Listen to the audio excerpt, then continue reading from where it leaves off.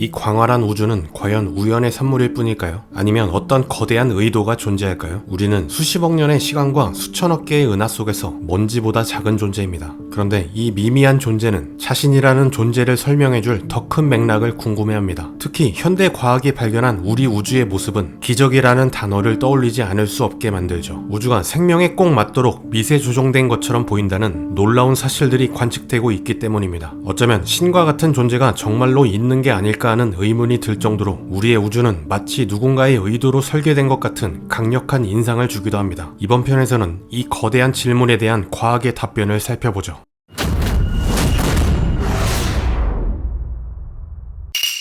우주가 설계되었다는 주장은 수많은 관측 결과로부터 일반적인 결론을 이끌어내는 방법 중 하나인 귀납적 추론에 기반을 둡니다. 마치 수많은 단서 조각을 모아 하나의 큰 그림을 완성하는 탐정처럼 우주 곳곳에 흩어져 있는 우연이라고 보기에는 너무나 기묘한 관측 내용들이 하나의 가설, 즉 지적 설계를 가리키고 있다는 것이죠. 관측으로 알아낸 사실들을 간단히 살펴보죠. 먼저 지구와 태양 사이에 거리가 있습니다. 바닷물이 액체 상태를 유지하며 생명의 화학 반응을 일으키기 위해서는 지금의 거리 약 1억 5천만 킬로미터는 그야말로 더할 나위 없는 최적의 거리입니다. 여기서 조금만 더 멀었다면 지구는 화성처럼 얼음 사막이 되었을 것이고, 반대로 조금만 더 가까웠다면 금성처럼 이산화탄소로 인한 과도한 온실 효과로 표면 온도가 450도나 되는 불지옥의 행성이 됐을 겁니다. 게다가 우리에겐 달이 있습니다. 달은 지구의 자전축을 지금의 23.5도로 안정적으로 붙잡아매는 생명의 닻입니다. 만약 달이 없었다면 어땠을까요? 컴퓨터 시뮬레이션에 따르면 지구의 자전축은 수백만 년 주기로 무려 90도씩 돌아갑니다. 이런 환경이라면 안정된 기후가 수억 년간 지속될 수 없고 생명의 근원 DNA도 결코 탄생하지 못했겠죠.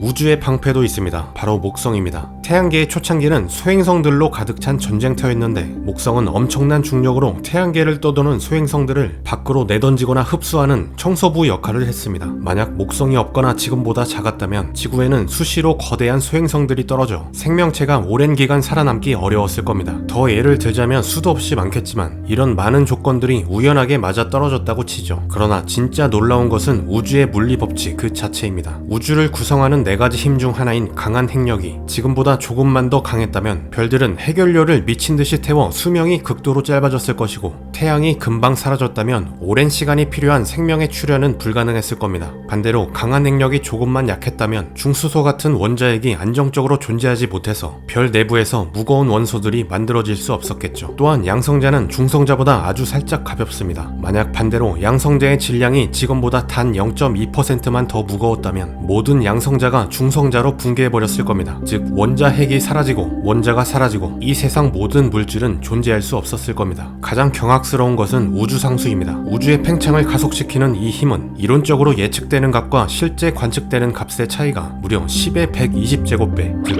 1 뒤에 0이 120개나 붙는 차이가 납니다. 우주상수가 생명이 존재 가능한 우주를 만들기 위해 상상조차 할 수 없는 정밀도로 조율된 것처럼 보인다는 것인데, 이 값이 조금이라도 컸다면 우주는 너무 빨리 팽창해서 은하와 별이 뭉칠 시간조차 없었을 것이고, 반대였다면 우주는 진작에 붕괴해 하나의 거대한 블랙홀이 됐을 겁니다. 사실상 이런 우주적인 우연의 목록은 끝이 없습니다. 그리고 마치 생명 출현이라는 하나의 관역에 꽂혀있는 듯 보이는 이 수많은 관측 결과들을 보면 단순하게 우연으로만 치부하기는 쉽지 않죠. 천문학자 휴 로스는 이 기적 같은 확률을 이렇게 비유했습니다. 이 모든 상수들이 생명에 맞게 세팅될 확률은 폐품 창고 안의 고철들이 태풍이 불며 저절로 조립돼 보잉 747 제트기가 만들어질 확률과 같다. 이쯤 되면 우주가 미세 조정됐고 설계자의 존재를 인정할 수밖에 없는 것처럼 보입니다. 그러나 과학은 이런 강력한 미세 조정의 정황들 앞에서 전혀 다른 방식의 연역적인 추론, 즉 보편적 전제로부터 필연적인 결론을 이끌어내는 방식으로 답합니다. 이것이 바로 약한 인류 원리입니다. 이 논리에 따르면 우리가 생명 친화적인 우주를 발견했다는 사실은 전혀 놀라운 일이 아닙니다. 그것은 우리가 관찰자로서 존재하기 위한 논리적인 전제 조건일 뿐이죠. 이를테면 물고기가 주변 세상을 관찰하고는 세상이 어쩜 이렇게 물로 가득 차 있지? 이 세상은 나를 위해 설계된 게 틀림없어 라고 감탄하는 것과 같다는 겁니다. 물고기는 물이 없는 환경에서 자신의 존재를 자각할 수도, 그러한 질문을 던질 수조차 없습니다. 물이 없는 곳에서는 탄생할 수조차 없었기 때문이죠. 마찬가지로 생명체 출현이 불가능한 행성에서는 애초에 생명체가 탄생하지 못했을 것이고, 당연하게도 지구같이 생명체 출현이 가능한 행성에서만 스스로를 관측하고 발견할 수 있는 기회가 생긴다는 것이죠. 즉, 과학적으로 볼 때 미세 조정의 기적은 경이로운 우연이 아니라 우리의 존재로부터 필연적으로 귀결되는 논리적 결과로 볼 수 있습니다. 작가 더글러스 애덤스는 이를 무릉덩이 비유로 재치있게 표현했는데, 어느 날 아침잠에서 깬 무릉덩이가 내가 있는 이 구멍은 너무나 놀라울 정도로 나에게 딱 들어맞으니 이 구멍은 분명 나를 위해 만들어진 게 틀림없어. 하지만 진실은 정반대죠. 구멍이 무릉덩이를 위해 설계된 것이 아니라 액체인 물이 그저 구멍의 모양에 맞춰 자신의 형태를 갖게 된 것일 뿐입니다. 이는 환경이 나를 위해 맞춘 것이 아니라 내가 그 환경에 맞춰 적응한 것을 의미합니다. 이를 우주에 대입해보면 인간이라는 존재가 이 우주의 물리법칙에 적응해 맞춰온 결과일 뿐인데, 그런 과정을 알지 못하는 우리의 입장에서는 태어나 눈을 떠보니 모든 게 나에게 딱 맞춰져 있는 듯 느껴지는 것에 지나지 않는다는 것이죠. 여기서 한 걸음 더 나아간 강한 인류 원리도 있지만, 이 원리는 우주가 우리를 위해 존재한다는 목적론적인 뉘앙스를 풍깁니다. 이 때문에 강한 인류 원리는 과학의 영역에서 한참 벗어난 주장이라는 여러 비판을 받고 있죠. 사실 엄밀히 따져보면 미세 조정이라는 말 자체에도 문제가 있을 수 있습니다. 조정이라는 말에서 이미 조율자가 있음을 암시하기에 자연스럽게 절대자에 대한 이미지를 떠올리게 돼서 마치 설계 의도가 있는 것처럼 느끼게 되는 인지적 편향이 생기기 때문입니다.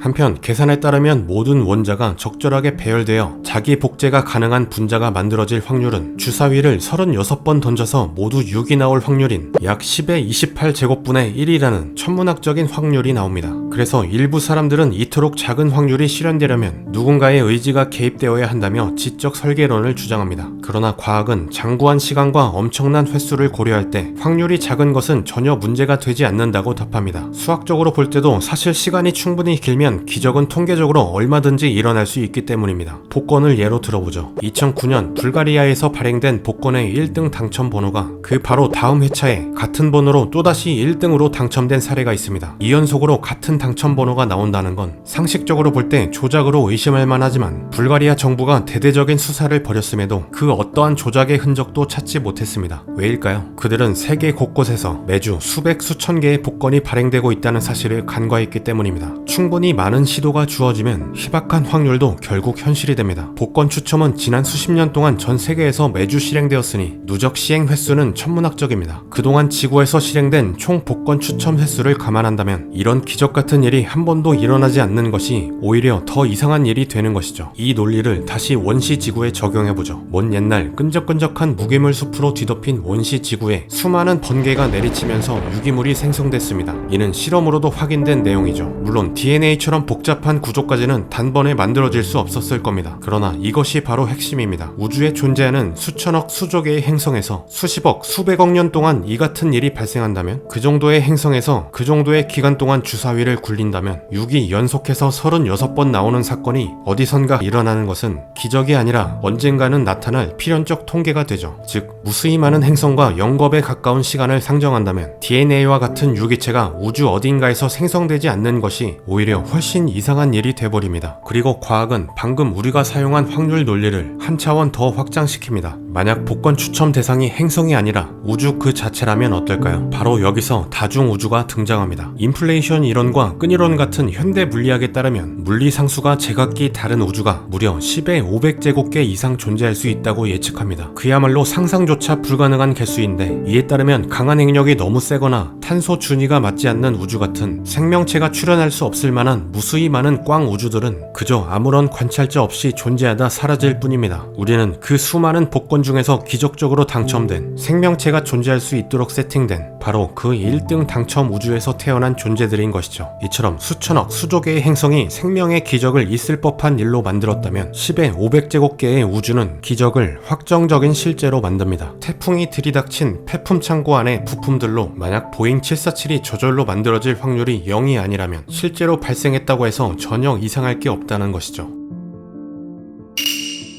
이렇게 우리의 존재에 대한 근원적인 질문은 결국 우리를 두 개의 세계관 앞에 세웁니다. 하나는 이 모든 것을 미세 조정한 지적 설계자의 존재이며 다른 하나는 무한한 가능성이 펼쳐진 다중우주입니다. 그러나 과학은 본질적으로 설명력과 단순성을 추구합니다. 어떤 미스테리를 풀기 위해 더 큰 미스테리를 도입하는 것을 경계하죠. 지적 설계 가설이 과학의 영역에서 환영받기 어려운 이유가 바로 여기에 있습니다. 우주를 설명하기 위해 그보다 더 복잡한 초월적인 존재를 가정하는 것은 근본적인 해결이 아니라 그저 답을 뒤로 미루는 것이기 때문이죠. 리처드 도킨스는 만약 신이 이토록 정교한 우주를 설계했다면 그보다 정교한 신은 도대체 누가 설계했단 말인가 라고 반문하며 지적 설계 가설이 근본적으로 문제를 해결해주지 못한다고 지적했는데 그의 말처럼 설계자를 상정하는 순간 과학의 영역에서 벗어날 수밖에 없게 되죠. 반면 아직은 가설일지라도 다중우주론이 과학의 한복판에서 활발하게 논의되는 이유는 다릅니다. 다중우주는 과학적 방법론의 사정거리 안에 있으며 당장은 아니더라도 미래에는 검증될 수 있는 일말의 가능성을 품고 있기 때문이죠. 과학자들은 우주 배경 복사에 다른 우주와 충돌한 콜드스팟 같은 흔적을 찾거나 우주 초기의 원시 중력파를 분석하는 등의 방법으로 다중우주의 간접 증거를 발견할 수 있을 것이라고 예측하고 있죠. 그럼에도 이 두 가지의 방향은 모두 우리를 똑같이 하나의 경이로움으로 이끌어주고 있습니다. 만약 정말로 신과 같은 설계자가 존재한다면 우리는 그 거대한 의도가 담긴 목적 그 자체이며 우리는 이 드넓은 우주의 특별한 주인공일 겁니다. 다중우주가 진실이라면 우리는 수천억 수조 개의 행성과 10의 500제곱개의 꽝 우주를 뚫고 태어난 상상조차 불가능한 확률의 기적적인 존재 그 자체입니다. 우리는 우주의 그 무한한 실패 속에서 치열하게 피어난 단 한 송이의 꽃 같은 소중한 존재죠. 결국 설계이든 우연이든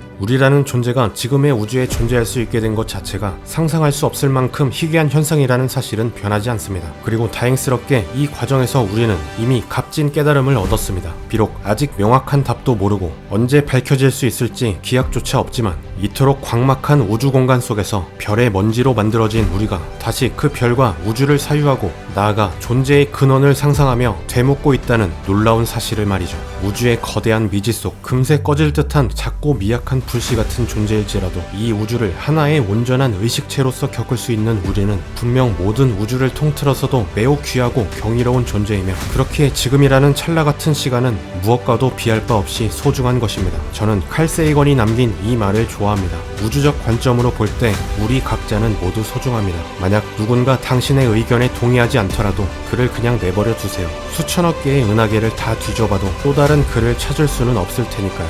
그의 말처럼 우주의 광대한 미스테리에 이 궁극적인 답을 찾는 기나긴 여정 속에서 우리가 결코 놓지 말아야 할 것은 우리가 모두 특별한 존재라는 자각과 서로를 향한 존중 그리고 인류애라는 따뜻한 동지의식일지도 모르겠습니다. 여러분의 생각은 어떠신가요? 이상으로 영상을 마무리하겠습니다. 재미있게 보셨다면 구독과 좋아요, 댓글 잊지 마세요. 시청해주셔서 감사합니다.